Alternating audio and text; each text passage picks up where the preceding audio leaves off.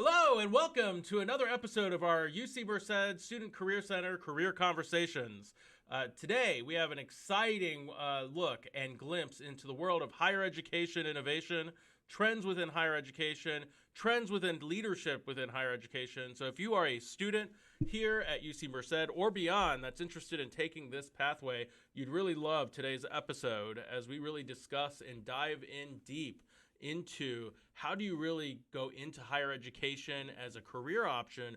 Where do you really go in the future in terms of the trends within higher education and really the challenges that are ahead of you if you're interested in this pathway?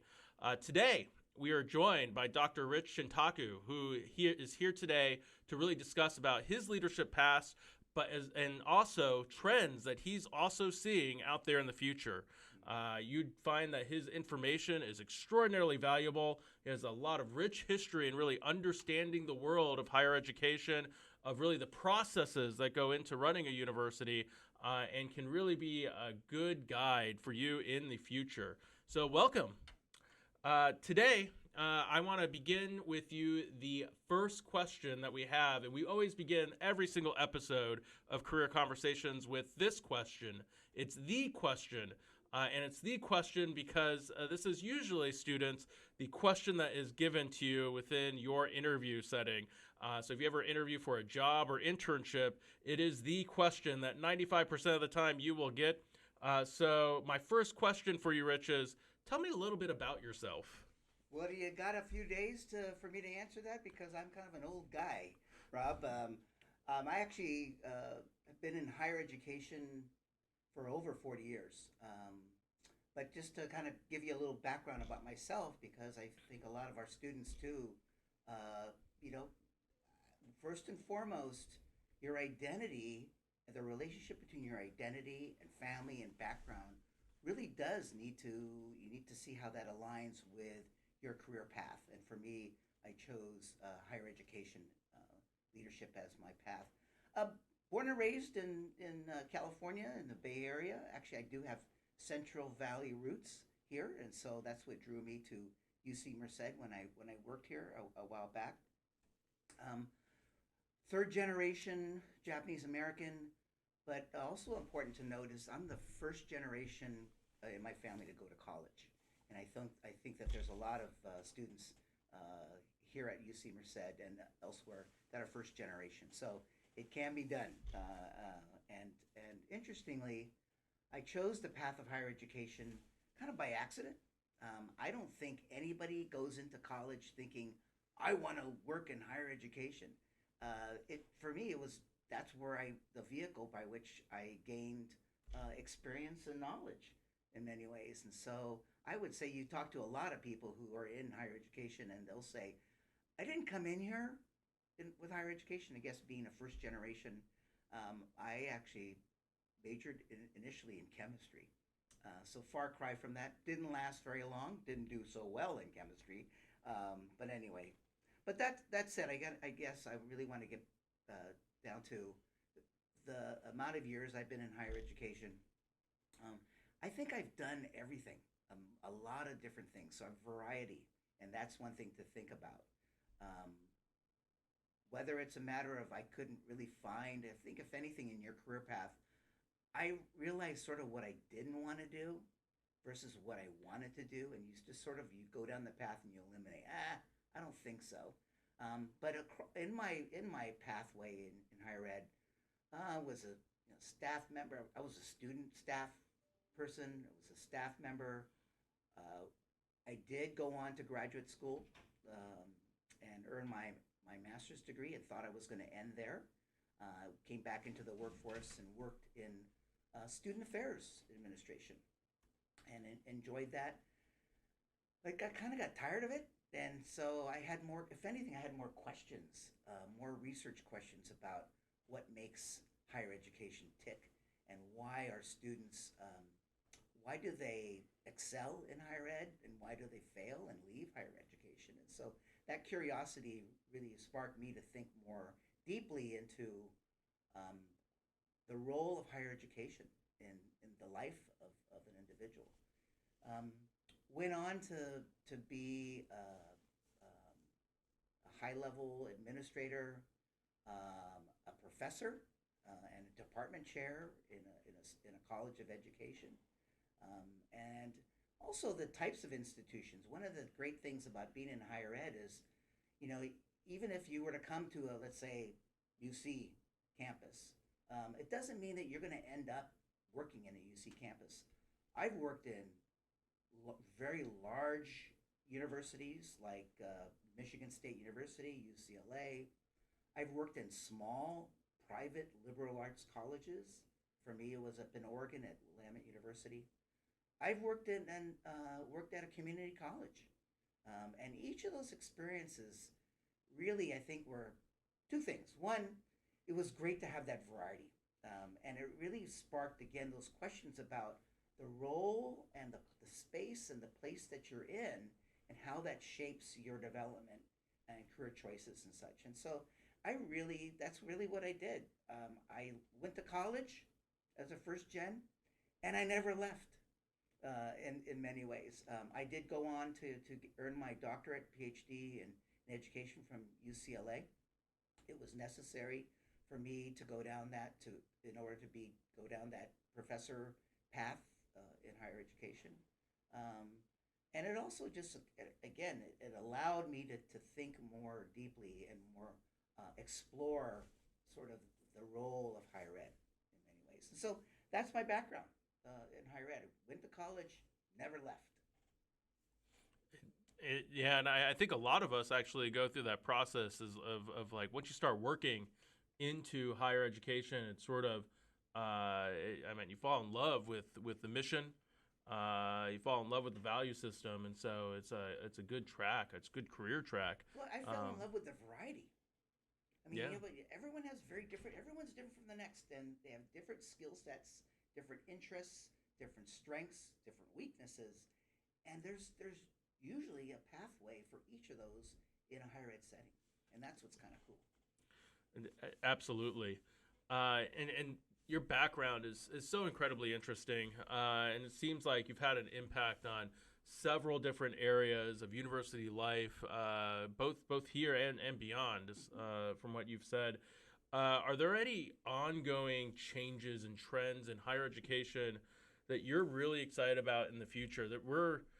Some folks say higher education is at like an interesting inflection point, and maybe there are some interesting trends that may be coming our way. Right. What do you think about that? Well, one of the great things about higher education, let's talk about the undergraduate experience, is that, you know, the research really suggests that those years, they call them the 4 critical years. Of course, it takes sometimes, for most, like even me, longer than 4 years to earn a bachelor's degree. But nonetheless, you know, those years of development when you're an early adult are really, really critical years for one. And so the environment of higher education is just call it a laboratory for growth and development, right? And change. So when you talk about changes in higher education, I would say change is synonymous with higher education. And it has to be that way because the purpose of higher education or education at that post-secondary level should be able to prepare individuals for careers in a variety of areas. And so it needs to be the curriculum, the experiences need to be always at the cutting edge. It needs to always be aware of changes in technology, changes in the sort of socio-political climate of the world and nation, the changes in sort of research that happens. And when I talk about research, I'm not talking about you're in a laboratory and you're conducting research. Of course, it does that, but what we hope and we strive for is that environment prepares individuals so that they have a better understanding of the world around them, and that more so they can make an impact and that change. So change has to be a part of that higher ed experience. When you talk about being excited, I would say I'm both excited and concerned at the same time. excited because there should always be something happening around you and what you're doing.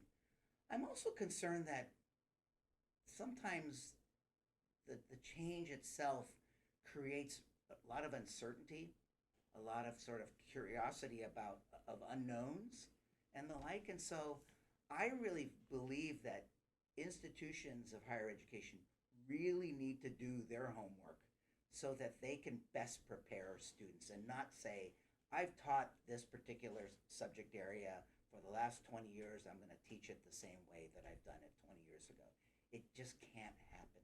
So, and whether, and it, I'm just talking about in the classroom, but even outside the classroom, the experiences in the residence halls, the clubs and organizations, the counseling and the services and the career services that institutions provide must be must be willing to change and see what's happening, uh, not now but also in the future. And so that's the part that really excites me about when you say trends, because the university setting must be the must be ahead of the trends in order to really meet students where they're at and really to prepare students where we want them to go. Because let's face it, higher education isn't for everyone. It's not. It's a choice that individuals make. It's not required, like being in elementary or through high school. And so we have to make sure that the individuals who choose and select higher education are really going to be prepared to be the leaders of the future, to be to make a difference in their communities, in their personal lives, and in their families, and of course in the world of work. And it's so funny because higher education history is really, really ever changing. It evolves. You look back in time, what the college experience was back in pre World War II or even pre World War One, completely different. Post World War II, it changes, right? It pivots. In the 1960s, it pivots again. In the 2000s, it pivots again. And now we're in 2023, and a lot of people are saying it's due for another pivot. It's looking at the world of change, and so we're sort of shifting once again. And that's an interesting world where you can explore innovations and really craft the next generation of what the college experience can be. On the idea of trends within higher education, how can current undergraduate students that may be listening in right now, they wanna they're hooked. They want to pursue a career in higher education. That is their dream job. That is what they want to do. How can they prepare themselves a little bit better in the space right now for these trends in the future? What can they do right now? Yeah. Well, let me, if I may, make a couple comments about just the the changing nature, continuing the conversation on the changing nature of higher education. Um, One of the great things about, I think, public higher education or just higher education in general is the fact that we as a society have really seen how much higher education makes a difference in a person's life. And so back in the day, generations before, it was an elite place to be. And not everybody that even wanted to go into to college could go to college. I think we can acknowledge now how it's evolved that we need to find every way possible to make sure that access to higher education can be as broad and as deep and as wide as we can so that anybody who has even an interest in continuing their education has the opportunity to do that. And that's what's really great about what I see change now because of technology and the like. And so, the traditional classroom is going to change, right? When you look at a classroom, 20 years ago, it's just rows and it looks like high schools and things like that. But now, classrooms are like laboratories in many ways. Sometimes classrooms are in the private room of a student at home, or someone who's working and has a job and that can also gain access to higher education as well. And so that's where I think has been a major, major shift, and it needs to continue to do that. But I just have to add that. But when you talk about what should undergraduate students, what would I recommend for them? Is that the question, right? Yeah, if students are interested in pursuing this Bring higher. pathway, Yep. like what can they do right now to sort of prep themselves for the trends in the future that are coming? Absolutely. Well, first and foremost, we talk about leadership. Everybody is a leader. Everybody is a leader. A good follower is a leader in many ways. And so it's very, the traditional things of being a leader means that you're in charge. That isn't the case because we have actually seen how the world of work has changed so that student goes into a work environment there and they have a task to do. It doesn't work that way anymore. The world of work is much more done in groups, right? More collaborative learning that happens and creative learning that happens. Uh, it's done from an interdisciplinary standpoint. I hear a good example. What's the name of there's the high tech industry in particular. I remember talking to someone from high tech saying, well, what do you look for students? Are you looking for students who have really strong technical skills? And they're like, no, we actually employ sociology majors. We employ anthropology majors. We employ people with English, with literature backgrounds, because what they bring is a really rich kind of perspective to answering difficult questions. So in the workplace, and so in order to answer challenging sort of work questions, you need to bring in people from different places and spaces to contribute to that whole. And so that said, I think still deep down, what I hope that students can work on now, I would say first and foremost communication skills.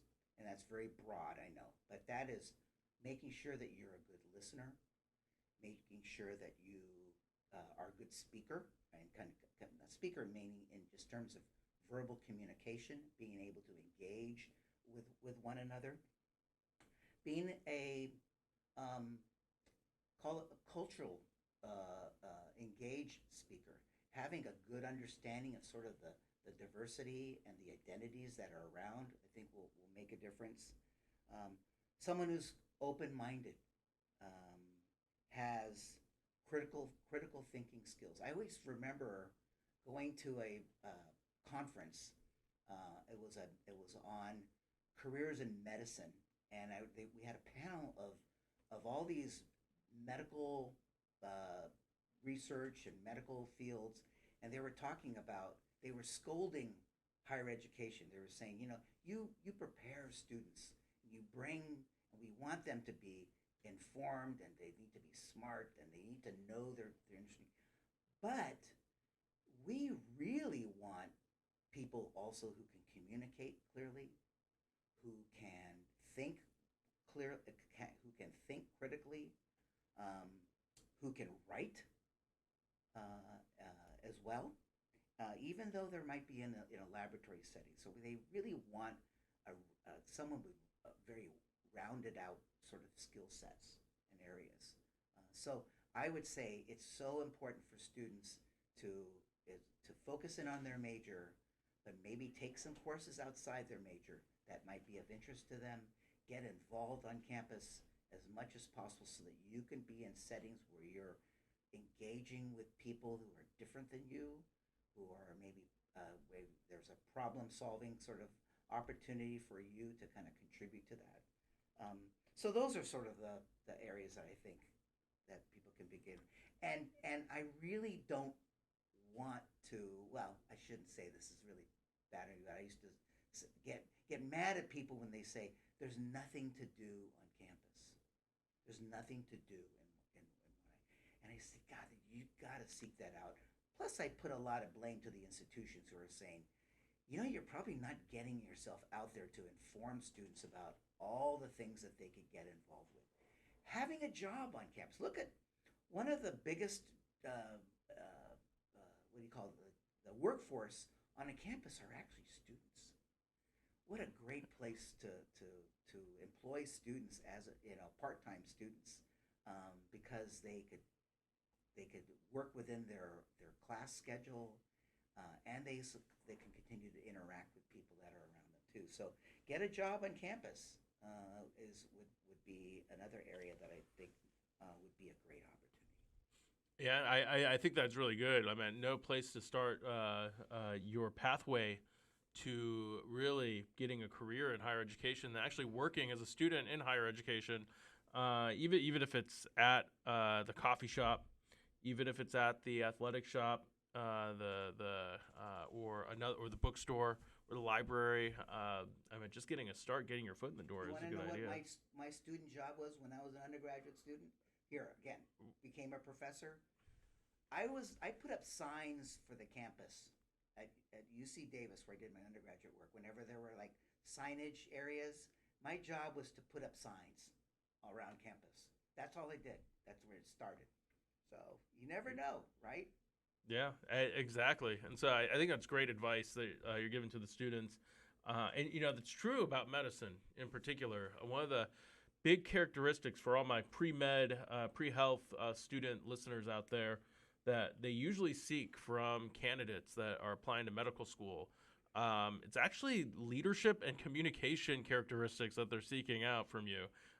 Hence why I mean, it's nice that you're doing a lot of those experiences and you're getting clinical hours. But what they really want to hear from you is it's all about leadership. How are you a good leader? How are you a good communicator? So I'm glad that you mentioned that because it's still true right now. A lot of the medical schools, that is what they're really looking for when they're admitting a lot of students It's into. definitely an and proposition rather than an or proposition. You've got to you have to be good at what you're studying, and it be as best as you can in your skill set. But and you have to be able to be a good communicator, a sensitive sort of listener, someone who's willing and able to work in groups, who's willing to work by themselves individually as well. So you have to be really versatile in terms of your skill set. Absolutely. And so I think that's great for our students who might be looking for that future. I think it's a good skill to have just all around. Well, it's a good starting point for students. I mean, there's students that um, start and work in higher ed setting, and that's the neat thing that's neat about working in a higher ed setting. It's really transferable too. People have gone on, colleagues and friends of mine that have gone on in working in industry, working in government areas, doing private practice in certain areas, and doing great community work. And so it's the skills that you and the experiences you have in a higher ed setting are very transferable. I want to take a moment. There's a person behind you who's been sitting there, and everyone's probably wondering who this person is. Hector, could you introduce yourself fairly quickly? Hey, I'll ask you the question as well. Tell me a little bit about yourself, Hector. Well, okay, Robert. That's my name, Hector Cuevas. I'm assistant director right now of the Student Career Center. You want me to tell you a little bit about myself? Okay.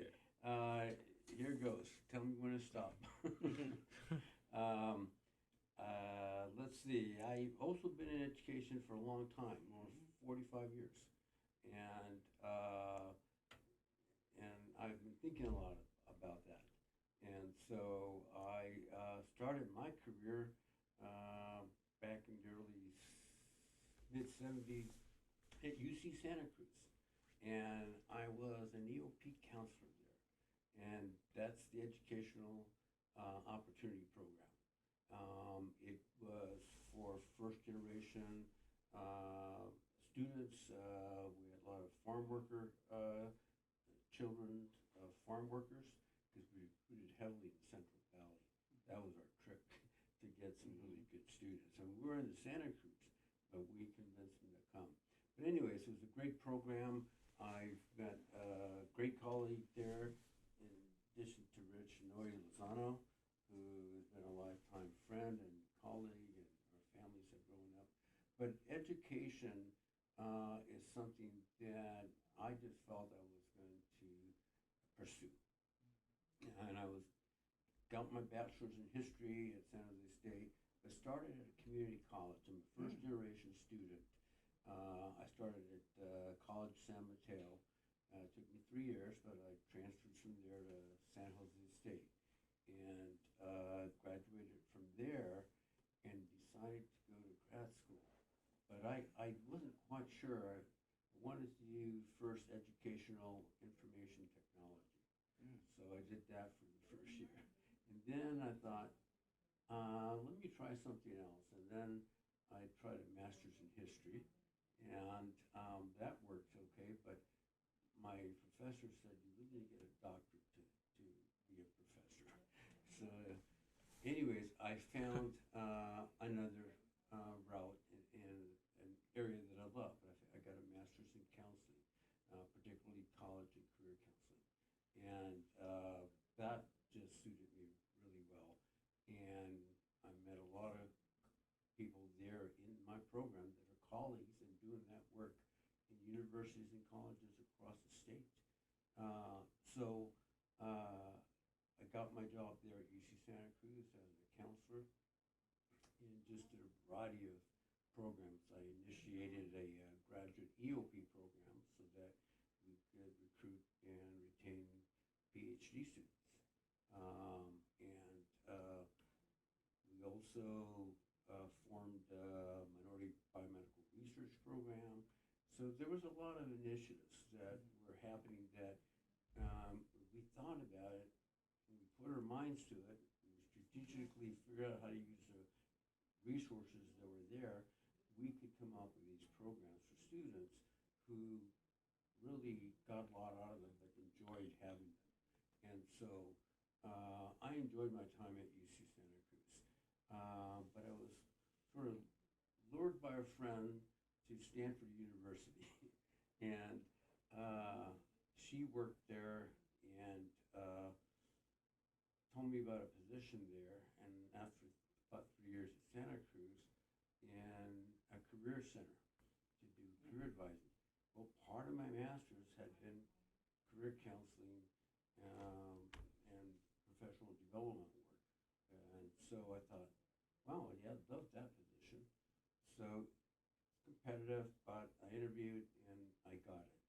And I went in as an assistant director, and first was, and then was a director of internship programs and student employment, and then I became assistant director to the director.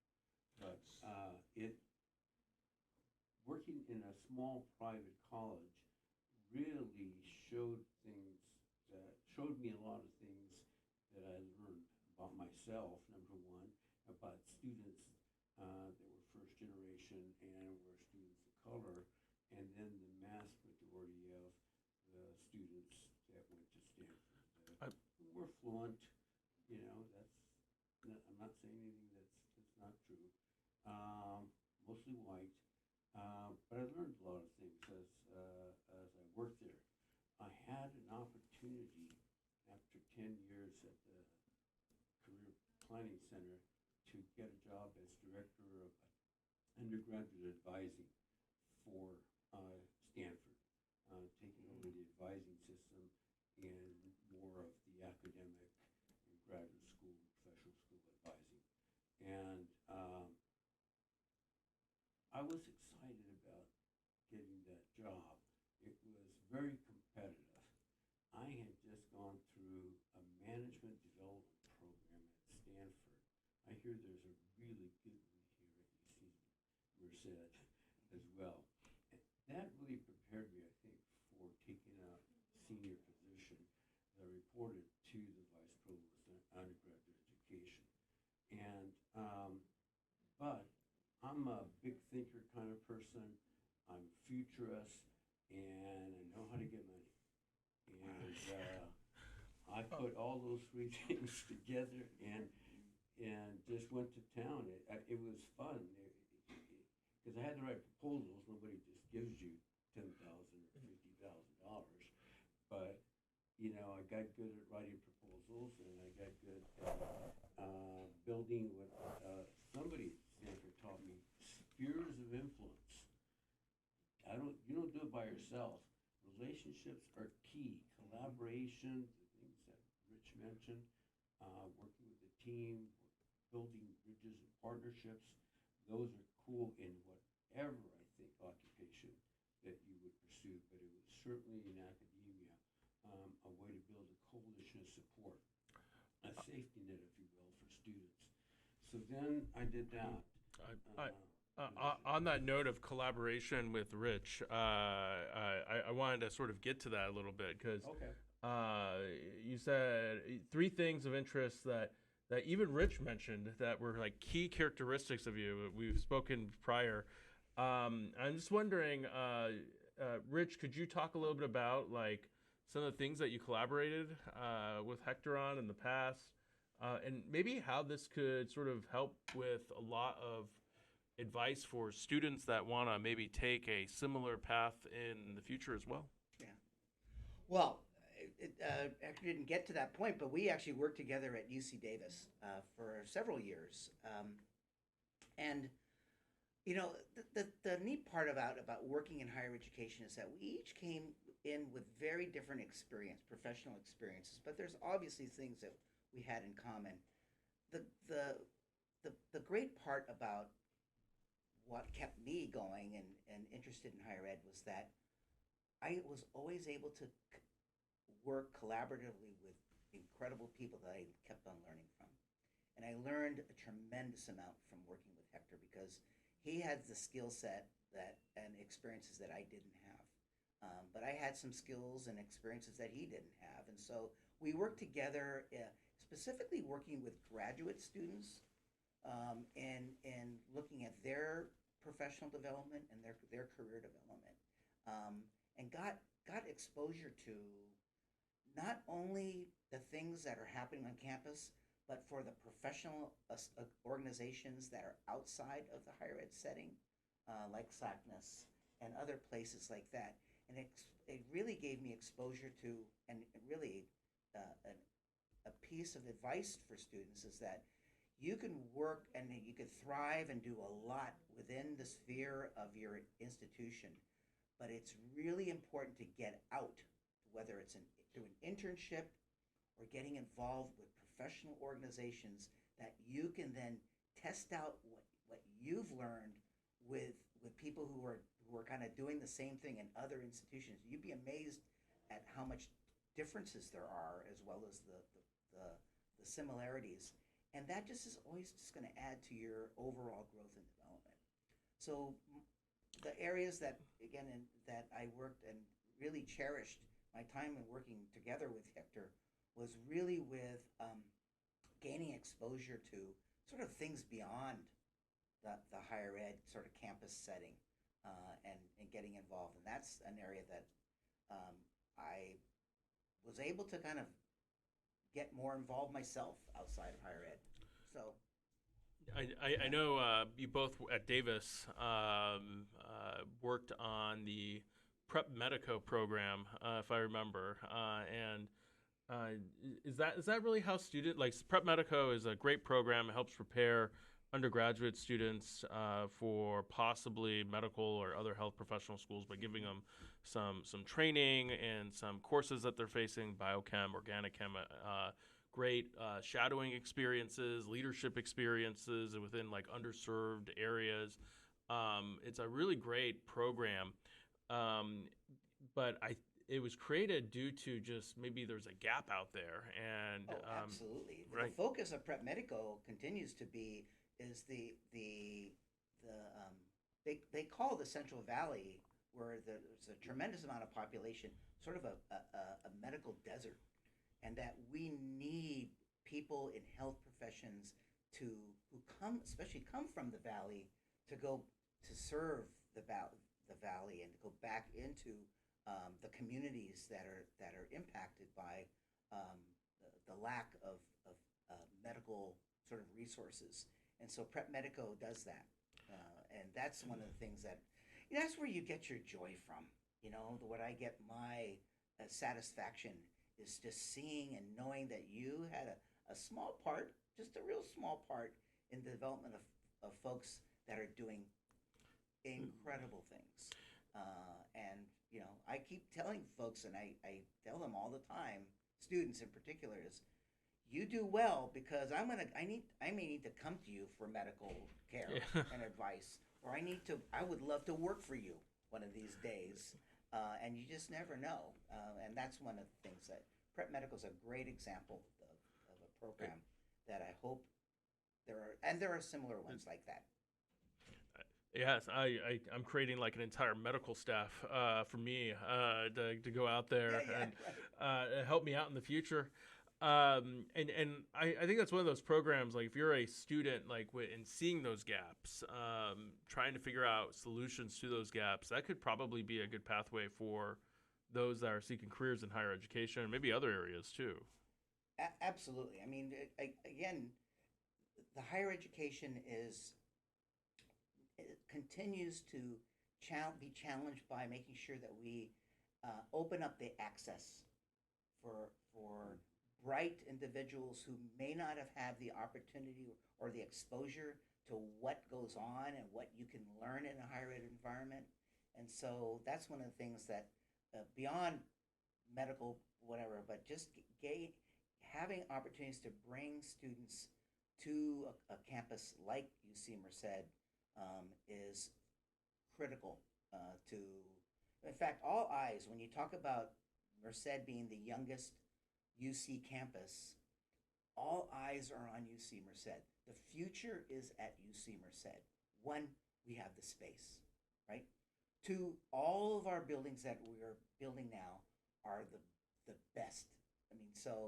What UC Merced is doing, they are the best. They're learning from the mistakes and the successes of other UCs in many ways. And so all eyes are on UC Merced moving forward because it is the institution of the future. When I first, way back when, was a student at UC Davis, it was about the size of UC Merced. Mm-hmm.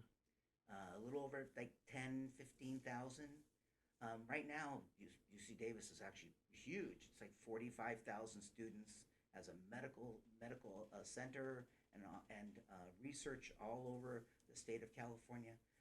UC Merced is on that same path in many ways. And so what a great time to be a part of UC Merced, that you've got faculty that are doing the cutting edge research that you can be a part of and be mentored by, and folks like other staff members and everyone else on campus, students and what they bring as they bring their experiences and that enrich the campus environment in total too. So we are learning from students. In fact, that's what's kept me in higher ed for all these 40 years is first and foremost is the curiosity, the passion of students in particular. And I agree. I mean, UC Merced is the first 21st century research university in the 21st century, and we should be for the 21st century and beyond too, if you think about it. We should be creating and developing a lot of cool ideas, and we are on this campus that sort of can capture that next generation of pioneering students to really take us through the 21st century. We need to be thinking about generations, not just one generation, but generations. That's one thing that's great about a career in higher education is, relatively speaking, when you see the world of work and industry, jobs are changing every year. There are new jobs that are formed and jobs that become obsolete. But the space of higher education will be here for a very long time. So it is call it an industry of itself that is going to be, call it stable. And so when you're looking for job security and a place that you think that you can be a part of throughout your entire career, higher education is one of those pathways. Absolutely. Well, we now get to one of the questions that everyone has to answer. There's no, it's a casual question. We'll have to do it first then. Yeah, Hector. Do it. So, one of my arch nemesis, if you will, the bane of my existence, is bubblegum flavored ice cream because I just do not get it. If you're gonna want that flavor, why not just chew bubblegum? It doesn't make sense to have bubblegum in ice cream, or at least the bubblegum flavor in the ice cream. I get bubblegum in ice cream, but the flavor, it's a little off. What is your favorite ice cream flavor? Why is it not bubblegum? Might be bubblegum, huh? I love chocolate ice cream, and I would never chew bubblegum ice cream. They'd probably swallow. But maybe Rich can answer. Well, I mean, I can't say that I don't like it because I don't think I've tried it. Because I'm kind of old school, being an old guy myself, but my two best flavors, my go-to flavors, and I'm open to trying new flavors, are Rocky Road and mint chocolate chip. Those are my two standards that have been around for a very long time, and I think will continue to be around for a very long time. Bubblegum maybe may come, maybe may go. I've seen my grandkids love gummy worms and ice cream and things like that. So you just never know. You know, bubblegum might be one of those popular ones down the road. Not for me though. It's just you taste it, and it tastes like you're supposed to chew it, but it tastes like bubblegum. I don't know. I've seen it, and I just don't want it. So maybe someday we'll have it on the show, but not today. So in terms of closing out, there's probably a lot of future leaders in our audience watching this, a lot of students that want to go on into probably higher education leadership. What words of advice do you have if they want to do campus leadership activities in the future? How should they prepare for that?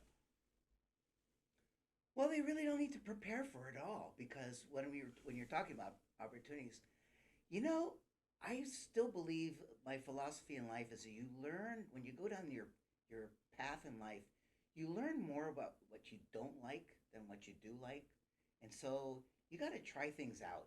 You know, just be curious.